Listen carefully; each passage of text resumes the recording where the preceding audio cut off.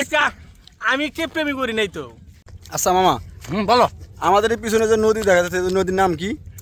যমুনা নদী। যমুনা নদী।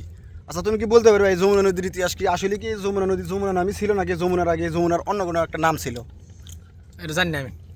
তাহলে আমি বলি শোনো, এই যমুনা হলো তোমার ব্রহ্মপুত্র নদের একটা শাখা নদী, বুঝছো?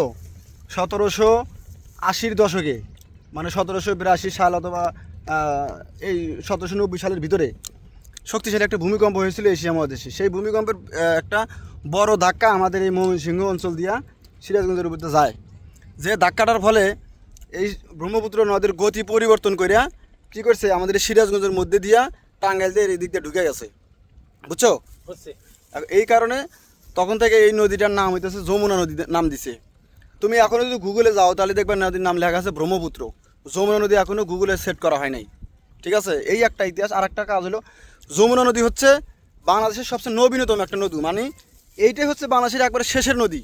এরপর আর বাংলাদেশে কোনো নদী হয় না। অথচ এই নদীটা তৈরি হয়েছে, উৎপত্তি হয়েছে প্রায় 1770-80 দশকের দিকে। তার মানে আজ থেকে প্রায় 250 বছর আগের ঘটনা। 250 বছর, হ্যাঁ 250 বছর আগের ঘটনা এই নদীটা হয়েছে। আর এইটাই হচ্ছে বাংলাদেশের একটা নবীনতম নদী, বুঝছো? মামা তোমাকে আর একটা তথ্য দিতে ভুলে গেছি, সেটা হলো এই যমুনা নদী মিলিত হয়েছে পদ্মা নদীর সাথে কোন জায়গায় জানো?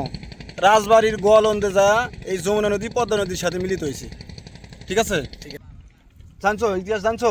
জানছি জানছি স্যার। আচ্ছা, আর আমাদের পিছনে কিছু বাচ্চা আছে, এরা নদী থেকে গোসল করে আসতেছে, ওদের একটু দেখাই। তোমরা কি করলা?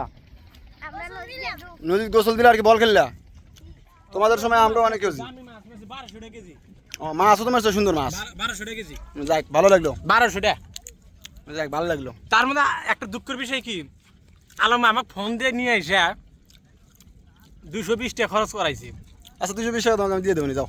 না আমি তো চাই না, বাইক না মানুষ আবার জায়গা জায়গায় প্রকাশ করে যে মামা কেপটা কেপটা। আচ্ছা আমি কেপ প্রেমী করি নাই তো, কিন্তু বাইক নেই প্রকৃতিভক্ত কেপটা, এটা তো প্রকাশ করে না। তুমি আমার মান তুমি নষ্ট করতে পারো না, এই রাইট তোমার নাই।